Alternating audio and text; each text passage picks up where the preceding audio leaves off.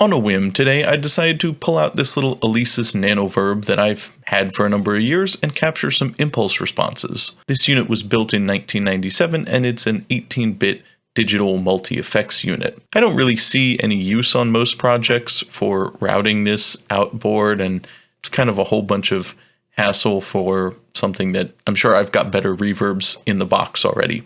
I figured it would be fun to capture impulse responses from it, and maybe I will use those since that's much more convenient, and I will share them with you for free. You can go on over to my Discord and go to the download section where I have these impulses as well as some guitar speakers and some actual acoustic spaces, some rooms and all that I've already put out and detailed much more about how to make those kind of impulse responses. This is a pretty simple operation. In short, I'm routing a 1 sample long bit of white noise from my audio interface into the unit and then back into the audio interface in stereo and capturing that.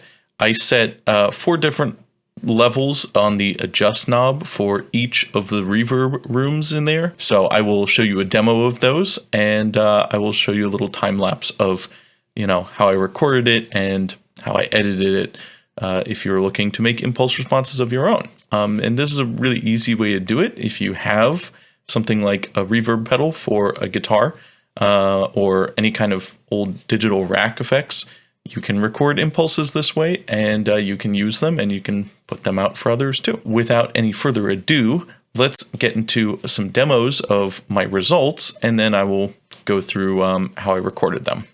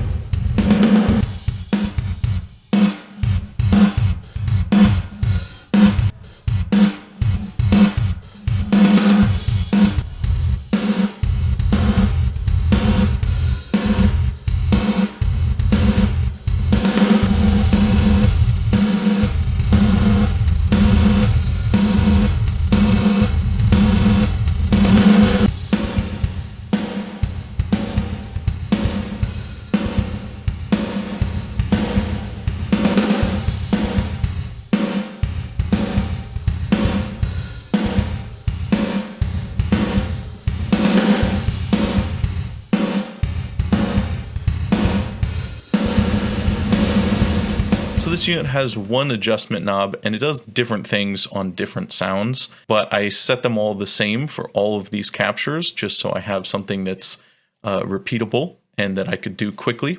So I decided I'll do 4 for each one, and I started with the adjust knob all the way down and then went up to about 25%, 50%, and then 75%.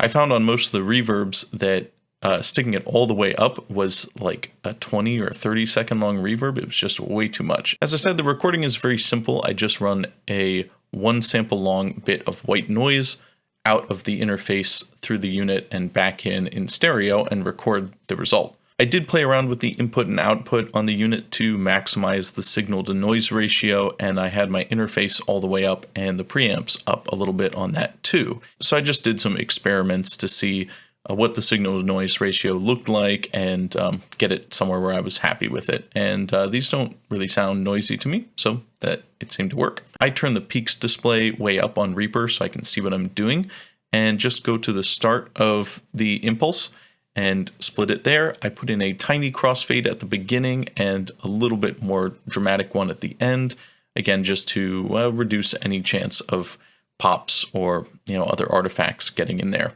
Another cool tool you can use for playing with different impulses is Convology, and you can get this for free. And it comes with some impulses already, which is nice. It allows you to have some extra controls. I'm just going to loop this drum part again and play around with the knobs and give you an idea of what you can do with a program like this in sort of further shaping your IRs. Let's do one that I know is kind of too much on its own. See how that works.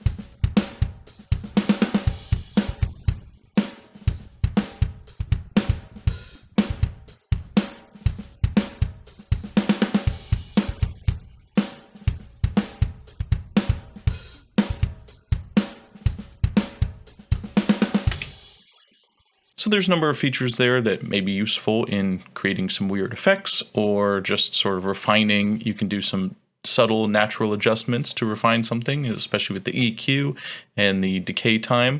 You can take one of the longer ones and shorten it down if you want, or even shorten one of the shorter ones. And you can EQ it more to your taste. Some of them are really dark and some of them are pretty bright. So the whole room and plate reverbs can all be useful, especially for drums or for vocals, instruments.